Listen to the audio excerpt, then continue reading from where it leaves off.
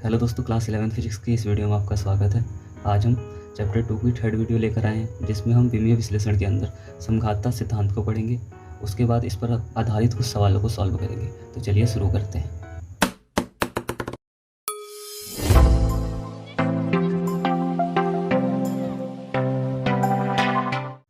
समघातता सिद्धांत को स्टार्ट करने से पहले अगर आपको ये नहीं पता है कि किसी भौतिक राशि की विमीय सूत्र और विमीय समीकरण क्या होता है, तो आप पहले इससे पहले वाली वीडियो देख कर आएँ, तब इस वीडियो को देखें, तभी आपको समघातता सिद्धांत समझ में आएगी और जो हम न्यूमेरिकल करने जा रहे हैं वो भी आपको सब समझ में आएंगे।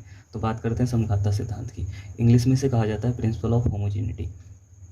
तो देखिए क्या है ये। इस सिद्धांत के अनुसार किसी भी गणितीय समीकरण में समीकरण के सभी पदों की विमाएँ क्या रहती हैं, समान रहती हैं। ठीक है, कैसे रहेंगी, इक्वल रहेंगी। ठीक, मतलब यह है कि अगर आपके पास कोई समीकरण लिखी है, जैसे कि a प्लस बी प्लस सी बराबर 0, तो ये सिद्धांत ये कहता है कि a की विमा, b की विमा और c की विमा ये सब आपस में कैसी होंगी, बराबर रहेंगी या समान रहेंगी। ठीक है, इसी को दूसरे तरीके से और समझा जा सकता है कि इस सिद्धांत के अनुसार हम केवल समान प्रकार की भौतिक राशियों को ही जोड़ या घटा सकते हैं। ठीक, तो इसे समझिए, ये क्या कहता है, जैसे कि हम क्या करते हैं, एक मीटर को मीटर में ही जोड़ते हैं। जैसे कि 1 मीटर में 2 मीटर जोड़ सकते हैं, 3 मीटर जोड़ सकते हैं, 10 मीटर जोड़ सकते हैं। ठीक है, ऐसा तो नहीं करते कि 1 मीटर में हमने 5 kg जोड़ दिया। ठीक है, मतलब कि 1 मीटर है, उसमें हमने 5 kg ऐड कर दिया। तो ऐसा तो हम कभी नहीं करते। हम क्या करते हैं, लेंथ को लेंथ में ही ऐड करते हैं। ठीक है, तो जैसे कि मीटर को मीटर में ऐड करेंगे, मीटर को सेंटीमीटर में भी ऐड कर सकते हैं, उसे मीटर में कन्वर्ट करके। ठीक है, तो हम क्या करेंगे, मीटर को मीटर में ही ऐड करेंगे। ऐसा नहीं करेंगे कि मीटर में हमने किसको ऐड कर दिया, kg को या फिर न्यूटन को। जैसे कि हम कहते हैं कि 1 मीटर प्लस 5 न्यूटन करो, तो ऐसा भी नहीं कर सकते कि हम एक लंबाई में बल को नहीं जोड़ सकते हैं। तो ये चीज़ें हम नहीं करते हैं। क्या करते हैं, जब मीटर मतलब कि जब मात्रक सेम रहते हैं तभी उनको ऐड किया जाता है। ठीक है, मतलब समान प्रकार की भौतिक राशियों को ही हम क्या करते हैं, जोड़ते हैं या फिर घटाते हैं। ठीक है, तो देखिए, जब किसी भौतिक राशि की मात्रक सेम रहता है, जब किसी भौतिक राशि का मात्रक सेम रहेगा तो उसकी क्या रहेगी, विमाएँ भी समान होती हैं। ये हमने पहले ही पढ़ चुके हैं कि जब किसी भौतिक राशि की मात्रक सेम रहते हैं तो उसकी विमाएँ भी क्या रहती हैं, सेम रहती हैं। ठीक है, तो मतलब हमने क्या कहा यहाँ पे कि समान प्रकार की भौतिक राशियों को जोड़ते हैं, मतलब कि समान प्रकार के मात्रकों को आपस में जोड़ा जाता है। तो उसी प्रकार से हम क्या कहेंगे कि समान प्रकार की विमाओं को ही आपस में जोड़ा या घटाया जा सकता है। तो अगर यहाँ पे ए में बी जुड़ रहा है और बी में सी जुड़ रहा है, तो इन सब की विमाएँ क्या होंगी, आपस में सेम होंगी। तो इसी बात को हम यहाँ पे लिख लेते हैं कि ए की विमा किसके बराबर होगी, बी की विमा, और ये बीमा किसके बराबर होगी, सी की बीमा। ठीक है, तो जितने भी पद होंगे, एक पद ये है, दूसरा पद ये है और तीसरा पद यह है, तो इन पदों की बीमाएँ आपस में क्या रहेंगी, सेम रहेंगी। यही कहता है ये सिद्धांत। ठीक है, ऐसे मान लीजिए एक समीकरण कुछ स्टेप से दी हुई है कि A plus B plus C D, ठीक है, कुछ स्टेप से दी हुई है, बराबर 0। तो इसमें क्या होगा, ए की बीमा बराबर होगी बी की बीमा, और ये किसके बराबर होगी, सी की बीमा।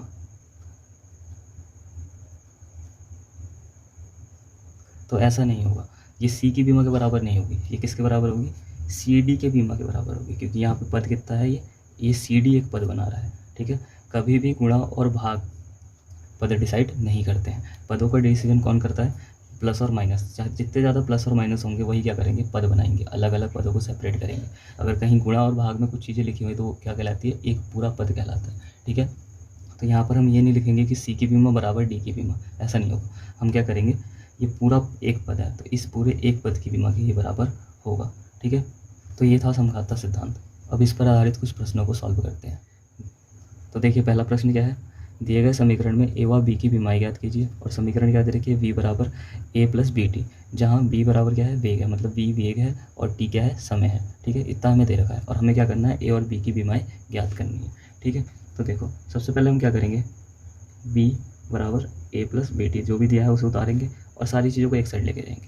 तो यहाँ से वी माइनस ए माइनस बी टी बराबर कितना आ जाएगा, 0। ये एक समीकरण बन गई। अब देखिए यहाँ पे कितने पद हो गए, एक पद ये है, दूसरा पद ये है और तीसरा पद ये है। ठीक है, तो 3 पद यहाँ पे बने हैं। तो तीनों पदों की विमाएँ कैसी होनी चाहिए, सेम होनी चाहिए। ठीक है, तो हम सबसे पहले लिखेंगे समघातता सिद्धांत से।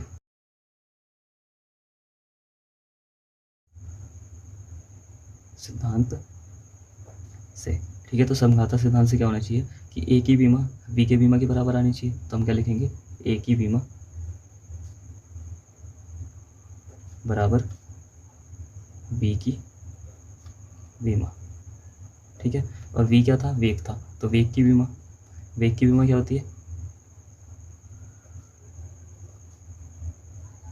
तो वेग की बीमा क्या होती है, तो वेग बराबर होता है विस्थापन परिवर्तन की समय दर को हम क्या कहते हैं, वेग कहते हैं। तो मतलब ऊपर विस्थापन होगा और नीचे क्या होगा, समय होगा, ठीक। विस्थापन लंबाई होती है तो इसके लिए लंबाई लिखेंगे, समय के लिए कैपिटल टी यूज करते हैं। तो लंबाई को हम एल से लेते हैं, लेंथ होती है, ठीक है, और टाइम के लिए टी, ठीक। इस टी को जब ऊपर भेजेंगे तो इसकी बीमा क्या आ जाएगी, एल टी माइनस 1, ठीक है। ये होती है किसकी बीमा, वेग की बीमा। तो ए की बीमा यहाँ से क्या आ गई, तो ए की बीमा आई एल टी माइनस 1, ये हो गई इसकी बीमा, ठीक है। इसके बाद देखो यहाँ से जो बी टी की बीमा है, ये बी टी, इस बी टी की बीमा भी बी के बराबर होनी चाहिए, बी की बीमा के बराबर। तो हम क्या लिखेंगे, बी टी की बीमा बराबर किसके होगी, बी की बीमा, ठीक है। और बी टी की बीमा को हम कैसे लिखेंगे, जैसे कि यहाँ पे देखो बी और टी एक साथ लिखे हुए हैं, ठीक। तो इसे हम कैसे लिखेंगे, बी और साथ में टी, या फिर टी क्या है यहाँ पे, समय, तो टी की जगह हम डायरेक्ट क्या यूज कर सकते हैं, कैपिटल टी यूज कर सकते हैं, ठीक है। और इस बी को हम ऐसे क्यों लिख रहे हैं, क्योंकि ये मूल राशि तो है नहीं, तो इसको हम कोष्टक के रूप में कैसे लिख रहे हैं। तो हमने पढ़ा था पिछले वीडियो में कि विमीय समीकरण के बारे में पढ़ा था। तो विमीय समीकरण क्या थे, अगर किसी भौतिक राशि को, जैसे कि मान लीजिए आयतन है, हाँ, आयतन का जो विमीय सूत्र होता था वो क्या होता था, एल क्यूब होता था, ठीक है। तो अगर किसी भौतिक राशि को उसकी विमीय सूत्र के बराबर लिख दिया जाए और उसके ऊपर भी क्या लगा दिया जाए, कोष्टक लगा दिया जाए, या ला ये वाला ब्रैकेट अगर लगा दिया जाए, तो इस प्रकार जो समीकरण बनती है उसको हम क्या कहते थे, विमीय समीकरण बोलते थे, ठीक है। तो इस बी को हम ऐसे लिख सकते हैं, ठीक। तो इससे उसकी क्या निकलेगा, सूत्र निकलेगा, हाँ, और वो पूरी इक्वेशन जो होगी वो क्या कहलाएगी, विमीय समीकरण कहलाएगी। तो ऐसा हम इसे लिख सकते हैं, तो ऐसे ही लिखेंगे। तो इसको हम कैसे लिखेंगे, बी और इस टी की बीमा कितनी होगी, एल और टी, ठीक है, और बराबर कितना, बी की बीमा, बी की बीमा कितना आ रही थी, बी की बीमा कितनी थी, एल टी माइनस 1, ठीक है। इस वाले टी को इधर भेजेंगे तो बी इक्वल टू कितना आएगा, एल टी माइनस 1 और इसके वन में टी, ठीक। जब टी ऊपर पहुंचेगा तो ये कितना आएगा, एल टी माइनस 1 और यहाँ से टी इनवर्स, जब टी ऊपर जाता है तो क्या हो जाता है, इनवर्स हो जाता है, ठीक है, उल्टा हो जाएगा, प्लस है तो माइनस, माइनस है तो प्लस, तो ये कितना आ जाएगा, एल टी माइनस 2, ठीक है।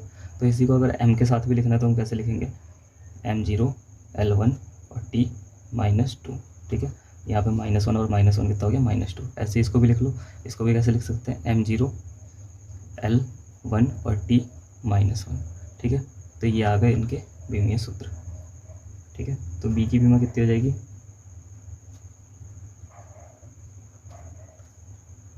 m0 L1 और t -2, ठीक है। देखिए दूसरा प्रश्न क्या है, नीचे दिए गए समीकरण में ए बी सी डी व ई की बीमाएँ ज्ञात कीजिए। और यहाँ पे एक खतरनाक सी समीकरण दे रखी है और उसके बाद क्या कहा है, एक्स क्या है, विस्थापन है, और टी बराबर क्या है, समय है, ठीक है। तो सबसे पहले हम क्या करेंगे, इस समीकरण को यहाँ पे नोट करेंगे कि एक्स बराबर कितना है, A plus B T plus C T square plus D T cube upon E plus T, ठीक। फिर क्या करेंगे, सबको एक तरफ लेके जाएंगे, तो एक्स माइनस ए minus B T minus C T square minus D T cube upon E plus T, ठीक है।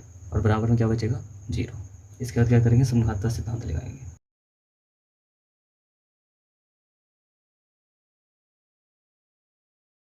ठीक है। तो समघातता सिद्धांत से क्या होना चाहिए, सबसे पहले ए की बीमा निकाल लेते हैं। तो ए की बीमा निकालना आसान है, यहाँ पे ए की बीमा किसके बराबर होगी, एक्स के बराबर होगी, एक्स की बीमा के बराबर। तो यहाँ पे कितने पद है, एक पद ये है, एक पद ये, दूसरा ये, फिर ये, और फिर ये पूरा एक पद बन रहा है, ठीक है।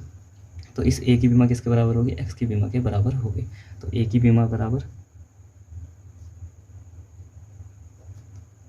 एक्स की बीमा, ठीक है। और एक्स क्या था, विस्थापन था, तो विस्थापन की बीमा कितनी होती है, एल होती है, ठीक है, लेंथ होती है ना। तो इसकी बीमा क्या हो जाएगी, एल हो जाएगी। तो ए की बीमा कितनी आ गई, वो आ गई हमारी एल, ठीक है। उसके बाद देखो ये जो बी टी है इसकी बीमा कितनी होगी, एक्स के बराबर होगी। तो बी टी की बीमा, तो बी टी की बीमा कितनी होनी चाहिए, एक्स की बीमा के बराबर, ठीक है। तो बी टी को हम फिर से वैसे ही लिखेंगे कि बी की बीमा क्या होगी, बी को हम ऐसे लिख लेंगे और टी की बीमा क्या हो जाएगी हमारी, टी हो जाएगी, ठीक है। और बराबर में एक्स की बीमा थी एल। फिर हम टी को इधर भेजेंगे तो बी की बीमा कितनी आ जाएगी, एल, और ये वाला टी इसके नीचे आएगा पहले, ठीक है, ऐसे करके। और फिर जब इस टी को ऊपर भेजेंगे तो कितना आएगा, एल और टी इनवर्स, ठीक है, टी की पावर -1, ठीक है। जब इन दोनों को एक ब्रैकेट में लिखेंगे तो बी की बीमा कितनी आ जाएगी आपकी, एल टी -1, ठीक है। तो ये आ गई बी की बीमा। तो बी की बीमा बराबर एल टी -1। इसके बाद देखो सी टी स्क्वायर की बीमा कितनी होगी, ये भी किसके बराबर होनी चाहिए, एक्स की बीमा के बराबर होगी। तो एक्स की बीमा, ठीक है। यहाँ पे माइनस और प्लस को हमें इसके साथ नहीं लेना है, ठीक है। या फिर इसके साथ कोई न्यूमेरिकल वैल्यू भी लिखी होती है, जैसे कि 4, 5, 6, 10, 15 कुछ भी लिखा होता, तो उसको भी हम यहाँ पे नोट नहीं करते, सिर्फ इसको यूज़ करेंगे जो अज्ञात चीज़ें होंगी, ठीक है। मतलब वेरिएबल्स को नोट करना है सिर्फ, ठीक, कांस्टेंट को नहीं। उसके बाद देखो इस सी को हम कैसे लिखेंगे, सी और टी क्या था, समय, तो समय का क्या होता है, टी होता है, और यहाँ पे स्क्वायर लगाया तो इस टी का भी क्या कर देंगे, स्क्वायर कर देंगे, ठीक है। बराबर एक्स की बीमा कितनी थी, एल थी, ठीक। तो यहाँ से सी की जो बीमा आएगी वो कितनी आएगी, एल, और ये वाला टी इधर जाएगा, अपॉन में आएगा -2 हो जाएगा ऊपर जाने के बाद, तो टी की पावर -2, ठीक है। तो ये कितना आ जाएगा, एल टी -2। तो सी की बीमा कितनी होगी, तो सी की बीमा हमारी आई एल टी -2, ठीक है। तो इसको ऐसे भी लिख सकते हैं m0 L1 t -2, ठीक है। ऐसे ही इसको भी लिख लो कि m0 L1 और t -1, ऐसे इसको लिख लेते हैं m0 L1 और t 0, ठीक है। इसके बाद देखो डी की बीमा निकालना थोड़ा यहाँ से हार्ड पड़ेगा, लेकिन यहाँ से ई की बीमा निकालना बहुत आसान है, ठीक है, क्योंकि ई में क्या जुड़ा हुआ है, टी जुड़ा हुआ है, ठीक है। तो ई और टी की बीमा कैसी होनी चाहिए, सेम होनी चाहिए। जब दोनों आपस में जुड़े रहे हैं तो हम क्या लिखेंगे, ई की बीमा बराबर टी की बीमा, ठीक। तो टी की बीमा क्या थी, कैपिटल टी, तो इसको कैपिटल टी यूज कर लेंगे और इसके उस रूप में लिखेंगे तो कैसा आ जाएगा, m0 L0 और t1, ठीक है। ये इसकी बीमा हो गई, ई की बीमा। उसके बाद रह गया हमारा डी, ठीक है। तो डी को निकाल लेते हैं। तो देखो इस वाले पूरे पद की, ये पूरा एक पद है, तो इस पूरे पद की बीमा किसके बराबर होनी चाहिए, एक्स की बीमा के बराबर होनी चाहिए। तो T cube upon E plus T, इसकी बीमा किसके बराबर होगी, एक्स की बीमा, ठीक है। तो देखो डी को हम कैसे लिखेंगे, ब्रैकेट के अंदर डी, ठीक, और टी की क्या था, टी था, और पावर यहाँ पे 3 हुआ है, तो यहाँ पे क्या आ जाएगी, पावर 3 आ जाएगी, ठीक है। ये समय था, समय की बीमा कितनी थी, टी, तो ये क्या आ जाएगा, टी की पावर 3, ठीक है। उसके बाद अपॉन में देखिए यहाँ पे ये इसकी बीमा भी क्या आ रही थी, इसका बीमीय सूत्र क्या था, टी था, ठीक है, और इसका बीमीय सूत्र भी क्या है, टी है, तो दोनों का बीमीय सूत्र क्या है, सेम है। और दोनों जब ऐड होंगे तो यहाँ पे हम इसे 2t नहीं लिखेंगे, 2 ब्रैकेट में ऐसे टी ऐसे नहीं लिखेंगे हम, सिर्फ क्या, हमें न्यूमेरिकल वैल्यू से मतलब नहीं, हम क्या लिखेंगे, सिर्फ टी लिखेंगे। तो इस पूरे पद की बीमा जो आएगी, ठीक है, ये भी समय है, ये भी समय है, तो इस पूरे को जोड़ेंगे तो क्या मिलेगा, हमें समय मिलेगा, और समय का बीमीय सूत्र क्या होगा, टी होगा, तो इसकी जगह हम क्या यूज करेंगे, टी यूज करेंगे। और बराबर एक्स की बीमा कितनी थी, एल थी, ठीक है, तो इसकी जगह एल रख देंगे, ठीक। उसके बाद देखो यहाँ टी से टी कैंसिल हो जाएगा, डी और टी स्क्वायर आएगा, और ये किसके इक्वल आएगा, एल के। और जब टी स्क्वायर को उधर ले जाएंगे तो डी की बीमा कितनी आ जाएगी, एल और टी -2, ठीक है। तो ये आ गई डी की बीमा, ठीक। यहाँ लिख देंगे डी की बीमा बराबर एल, एम भी लिख लो, m0 L1 और t -2, ठीक है। तो ये इसका आंसर हो गया। तो तीसरा सवाल देखो, तीसरा सवाल क्या है, निम्न समीकरण में ए ओमेगा, ये ओमेगा होता है, डब्ल्यू नहीं होता, ये थोड़ा सा ना ऊपर से कर्व टाइप का होता है, ठीक। ए ओमेगा तथा के की बीमाएं ज्ञात कीजिए, और समीकरण में क्या दे रखी है, y बराबर a sin omega t -kx, ठीक है, जहाँ पे x और y क्या है, विस्थापन है, तथा t क्या है, समय है। तो इसमें हमें क्या करना है, a ओमेगा और k की बीमा ज्ञात करनी है, ठीक है। तो देखिए इसे करते हैं, सबसे पहले क्या करेंगे, समीकरण को नोट करेंगे। तो y बराबर कितना होना चाहिए, a sin omega t -kx, ठीक। इसको उठा के इधर ले जाएंगे तो क्या आएगा, वाई माइनस ए साइन ओमेगा टी माइनस के एक्स। ठीक है, तो देखो यहाँ पे ऐसा मत करना कि ओमेगा टी की बीमा के एक्स के बराबर रख देना। ठीक है, इन दोनों की बीमाएँ बराबर नहीं होंगी। ठीक, इनकी बीमाएँ आपस में बराबर नहीं होंगी। पता चले आप सोचो कि यहाँ माइनस लिखा है तो इसकी बीमा बराबर इसकी बीमा, फिर रख के सॉल्व करने लगो तो यहाँ से इसका आंसर नहीं आएगा। देखो यहाँ पे क्या करेंगे हम, यहाँ पे देखो जो ये पूरी चीज़ लिखी हुई है, जो पूरी जो वैल्यू लिखी हुई है वो क्या है, साइन के साथ उसके एंगल में लिखी हुई है। ठीक है, ये क्या होता है, साइन के साथ जो भी चीज़ लगी होती है उन्हें क्या बोलते हैं, हम एंगल बोलते हैं। ठीक है, तो ये एंगल है मतलब कि कोण है। और हमने पिछली वीडियो में पढ़ा था कि कोण जो है उसका मात्रक तो होता है लेकिन उसकी बीमा नहीं होती है, मतलब कि कोण क्या है, एक बीमाहीन राशि है। तो इस पूरे की बीमा तो आएगी नहीं। ठीक है, इसकी पूरी बीमा नहीं आएगी, तो मतलब ये पूरा टर्म जो है वो क्या रहेगा, बीमाहीन रहेगा। ठीक, अगर ये बीमाहीन है तो ये भी बीमाहीन होगा और ये भी बीमाहीन होगा। ठीक है, तो हम क्या लिखेंगे, चूंकि कोण एक बीमाहीन राशि है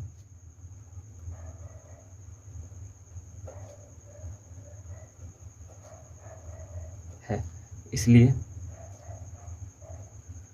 ओमेगा टी की बीमा।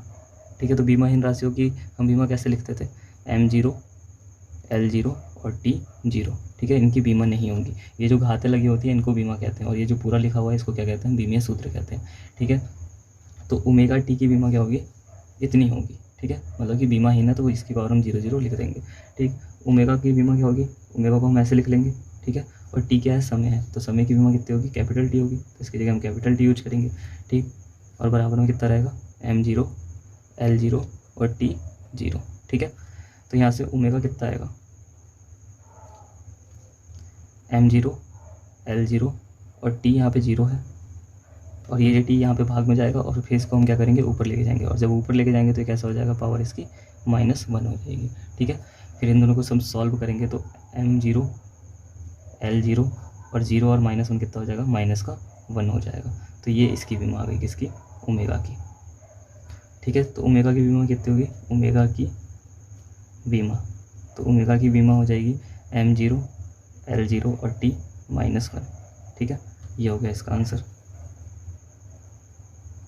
उसके बाद देखो, उसके बाद हमें क्या करना था, ए की बीमा निकालनी थी और के की बीमा भी निकालनी थी। तो पहले के की बीमा निकाल लेते हैं। ये जो के एक्स है ये भी क्या होगी, एक बीमाहीन राशि होगी, तो के एक्स की बीमा।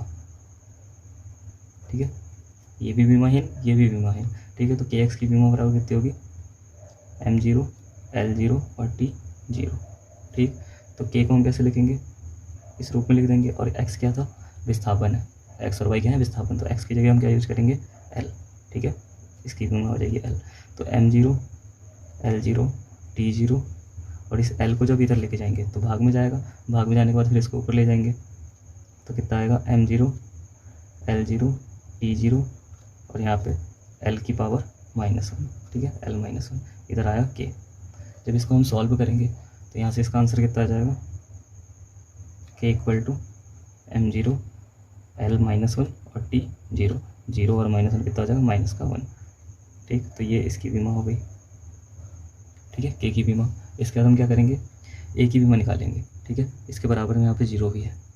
तो देखो यहाँ ये जो साइन और उसके साथ में एंगल लिखा हुआ है पूरा, तो साइन की जगह हम क्या लिखेंगे, जैसे एंगल के में हम क्या लिख सकते हैं, 30 लिख सकते हैं, 40 लिख सकते हैं। तो साइन 30 की ही बात कर लेते हैं। साइन 30 कितना होता है, 1/2 होता है। तो ये क्या आएगा, पूरा सॉल्व हो गया, एक न्यूमेरिकल वैल्यू आएगी। हमेशा ही साइन 30 की वैल्यू क्या होगी, 0 से 1 के बीच में होती है। ठीक है, तो 0 से 1 के बीच में इसका मान आते रहेगा और वो कुछ भी हो सकता है। ठीक है, और वो क्या होगा, एक न्यूमेरिकल वैल्यू होगी। ठीक, तो इस न्यूमेरिकल वैल्यू को हम नहीं लेंगे। तो यहाँ से देखो, ए की जो बीमा है वो किसके इक्वल होनी चाहिए, वाई की बीमा की इक्वल होनी चाहिए। ये तो बीमाहीन हो गया पूरा का पूरा, कांस्टेंट आएगा ये, तो ये कांस्टेंट हो गया। और यहाँ से ए की बीमा किसके बराबर आ जाएगी, वाई की बीमा के बराबर आएगी। तो हम क्या लिखेंगे, समघातता सिद्धांत से। तो समघातता सिद्धांत से क्या होना चाहिए, ए की बीमा बराबर होनी चाहिए वाई की बीमा। ठीक है, तो वाई की बीमा कितनी थी, वाई क्या है, विस्थापन है, और विस्थापन की बीमा क्या होती है, एल होती है। ठीक है, लेंथ होती है ना, तो लेंथ के लिए एल यूज करेंगे। इसी को हम क्या लिख सकते हैं, m0 l1 और t0। तो ये हो गया ए की बीमा। ठीक, तो यहाँ से ए की बीमा भी आ गई। तो चौथा सवाल देखिए क्या लिखा है, s = ut + ½ AD² में u और a की बीमाएँ याद कीजिए। ठीक है, जहाँ t समय है और एस क्या है, विस्थापन है। ठीक है, तो इसको भी सॉल्व करते हैं। सबसे पहले हम क्या करेंगे, इन सबको इधर लेकर आ जाएंगे। तो s minus u t minus half a t square equal to क्या आएगा, 0 आएगा। ठीक, फिर हम लगाएंगे समघातता सिद्धांत। तो समघातता सिद्धांत से, ठीक है, तो समघातता सिद्धांत से क्या होना चाहिए, यहाँ पे कितने पद आ रहे हैं, एक पद ये है, एक पद ये है और एक पद ये आ रहा है। इस न्यूमेरिकल वैल्यू को हमें नहीं लेना है। ठीक, तो यू टी की बीमा किसके बराबर होनी चाहिए, एस की बीमा के बराबर होनी चाहिए। तो यू टी की बीमा किसके बराबर होगी, एस की बीमा। ठीक है, तो एस क्या था, विस्थापन, और विस्थापन की बीमा क्या होती है, एल लेंथ। तो इसको हम कैसे लिख सकते हैं, m0 L1 और t0। ठीक है, इतना लिख लेंगे। और यहाँ देखो, यहाँ क्या लिखा है, ut। तो u को हम कैसे लिखेंगे, u, और t क्या है, समय, तो समय के लिए t यूज करेंगे। ठीक है, इतना आ गया। तो यहाँ से जब t को इधर ले जाएंगे तो t इसके नीचे पहुँच जाएगा। ठीक है, यहाँ क्या बचेगा, u बचेगा। और t को जब ऊपर ले जाएंगे तो ये कितना आएगा, m0 L1 और t0 और साथ में t की पावर -1। ठीक है, इतना बचेगा। अब जब t की इससे गुणा करा देंगे तो ये कितना आएगा, m0 L1 और t0 और -1 कितना हो गया, -1। तो ये हो गई u की बीमा। ठीक है, तो हम क्या लिखेंगे, u की बीमा बराबर m0 L1 और t-1। ठीक है, तो ये इसकी बीमा आ गई। अब देखो AT स्क्वायर जो है, AT स्क्वायर, इसकी बीमा भी किसके बराबर होनी चाहिए, एस की बीमा के बराबर होनी चाहिए। तो AT स्क्वायर की बीमा किसके बराबर होगी, एस की बीमा।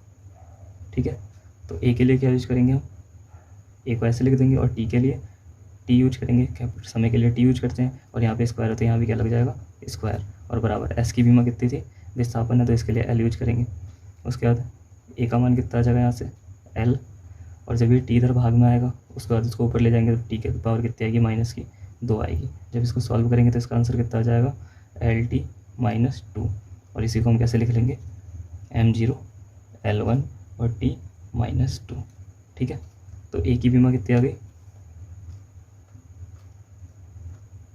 तो ए की बीमा आ गई हमारी m0 L1 और t-2। पांचवा सवाल देखो, पांचवा सवाल क्या है, समीकरण p बराबर a minus t square upon b x में a अपॉन बी की बीमा ज्ञात कीजिए। किसकी बीमा ज्ञात करनी है, a अपॉन बी की। ठीक है, जहाँ p दाब है, t समय है और x क्या है, विस्थापन है। ठीक है, तो इसको भी सॉल्व करते हैं। तो p बराबर कितना दिया है, a minus t square upon में बी एक्स। हमें बीमा किसकी निकालनी है, a अपॉन बी की। तो इसको अलग अलग करके लिख लो, इस बी एक्स को हम दोनों के नीचे अलग अलग लिख सकते हैं, तो वही करेंगे। तो यहाँ क्या लिख सकते हैं, a upon b x minus t square upon b x, ऐसा लिख सकते हैं, दोनों के नीचे अलग अलग। फिर हम क्या करेंगे, इन सबको उठा के इधर लेके आ जाएंगे। तो p minus a upon b x, और ये वाला माइनस है इधर आएगा तो क्या हो जाएगा, प्लस का हो जाएगा। तो t square over b x बराबर में 0 बचेगा। ठीक है, अब यहाँ पे देखो समघातता का सिद्धांत लगेगा, और इस पूरे की बीमा किसके बराबर होनी चाहिए, p के बीमा के बराबर होनी चाहिए। तो हम क्या लगाएंगे, समघातता सिद्धांत से। ठीक है, तो समघातता सिद्धांत से क्या होना चाहिए, a अपॉन बी एक्स की बीमा, ठीक, किसके इक्वल होनी चाहिए, p की बीमा होनी चाहिए। ठीक है, तो देखो p क्या है, यहाँ पे दाब है, तो पहले इधर साइड को सॉल्व करते हैं। तो a अपॉन बी की बीमा निकालेंगे, तो इसको हम कैसे लिखेंगे, a अपॉन बी, कुछ इस टाइप से लिख लेंगे। और x जो है, x क्या था, विस्थापन था, तो वो भी क्या है, नीचे है।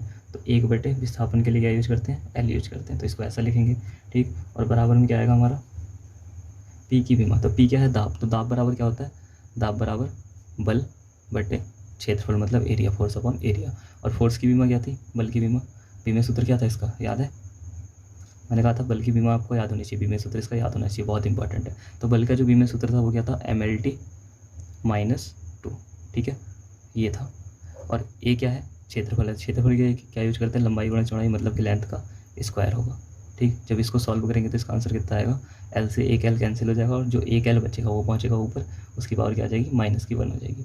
तो m L-1 और t-2, ये होती है दाब की बीमा। ठीक है, तो दाब की बीमा कितनी है, इतनी है, तो दाब की बीमा यहाँ रख दो, एम एल माइनस वन और टी माइनस टू। ठीक है, तो ए अपॉन बी की बीमा हमें निकालनी थी, तो ए अपॉन बी को ऐसे ही रहने देंगे। ठीक, और ये वाला एल इधर इंटू में जाएगा, तो एम एल माइनस वन और टी माइनस टू है, और एल वाला ये वाला किधर आएगा, इंटू में आ जाएगा। ठीक है, जब इनको सॉल्व करेंगे तो एम और माइनस वन और यहाँ पे प्लस का वन है, तो वन और माइनस वन कितना हो जाएगा, जीरो हो जाएगा, और टी की पावर माइनस टू। तो ये आ गई ए अपॉन बी की बीमा। ठीक, तो ए अपॉन बी की बीमा कितनी होगी,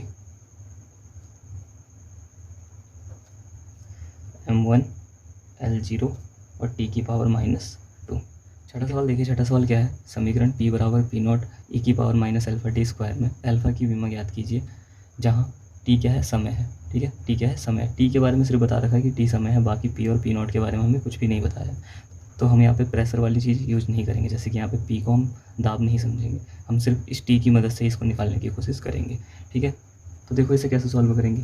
p बराबर कितना दिया है, पी नॉट ई की power minus alpha T square. ठीक है, तो इस पूरे की अल्फा की इस पी से तो कोई लेन देन नहीं है, क्योंकि हमें पी की बीमा ही नहीं पता होगी। ठीक है, पी यहाँ पे दिया नहीं है कि क्या है, तो वो पी की हमें बीमा नहीं पता है, तो हम क्या करेंगे, अल्फा को टी की मदद से निकालने की कोशिश करेंगे। अब यहाँ पे एक चीज़ देखो, जो अल्फा है वो क्या है, ई की पावर में लिखा हुआ है, और कभी भी ऐसा नहीं होता है कि जो पावर है किसी भी चीज़ की, जो पावर है, मान लीजिए यहाँ पे 5 की पावर, और पावर को हम ऐसे लिखें 5 न्यूटन, या फिर पावर की वो 5 की पावर हम 2 एम्पियर कर दें, या फिर 5 की पावर हम क्या कर दें, 2 मीटर कर दें, या फिर 2 की पावर हम 3 मीटर कर दें, ऐसे। तो मतलब पावर में कभी भी यूनिट नहीं लिखी होती है, मतलब कि मात्रक नहीं होता है, पावर में कभी भी मात्रक नहीं लिखे होते, मतलब पावर के अंदर हम भौतिक राशियों को नहीं लिखते हैं। ठीक है, भौतिक राशियों की घात होती है, लेकिन भौतिक राशियाँ किसी की घात नहीं होती। ठीक है, तो ये जो भी यहाँ पे चीज़ लिखी होगी, जैसे कि हम इसे कैसे लिख सकते हैं, 5 की पावर 5 लिख सकते हैं, तो जो भी यहाँ पे लिखा है वो क्या होगा, एक मात्रकहीन राशि होगी। ठीक है, और जिसका जो मात्रक नहीं होता उसकी बीमा भी क्या होगी, नहीं होगी। ठीक, तो यहाँ पे क्या है, इसकी पावर है, तो इसकी बीमा यहाँ पे नहीं होगी, तो हम क्या लिखेंगे, चूँकि किसी भी संख्या, तो देखो यहाँ पे जो ई है ये संख्या होती है। ठीक है, इसका 2 पॉइंट समथिंग कुछ मान होता है, तो ई क्या है, यहाँ पे एक संख्या है। ठीक, तो किसी भी संख्या की घात क्या होती है, बीमाहीन होती है,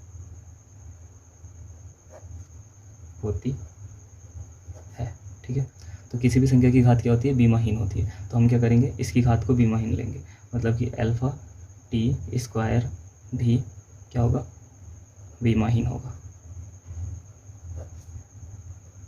ठीक है, अगर ये बीमाहीन होगा तो अल्फा टी स्क्वायर की बीमा कितनी होगी, इसकी बीमा हो जाएगी m0 L0 और t0। ठीक है, तो अल्फा को हम ऐसे लिख देंगे, और टी क्या है, यहाँ पे समय है, तो समय के लिए क्या यूज करते हैं हम, टी, और स्क्वायर हुआ तो टी का स्क्वायर बराबर कितना आएगा, m0 L0 और t0। ठीक है, यहाँ से अल्फा कितना आ जाएगा, अल्फा आ जाएगा m0 L0 और t0, और साथ में ये वाला टी इसके नीचे आएगा, टी स्क्वायर। ठीक है, अगली लाइन में कहाँ से पहुँच जाएगा, m0 L0 t0, और जब ये टी ऊपर जाएगा तो कैसा हो जाएगा, माइनस का 2 हो जाएगा। ठीक है, फिर यहाँ से जब इन दोनों को सॉल्व करेंगे तो कितना आएगा, m0 L0 और t की पावर -2। तो ये हो गया इसका आंसर, मतलब अल्फा की बीमा कितनी आएगी, m0 L0 और t -2। ठीक है, तो ये है अल्फा की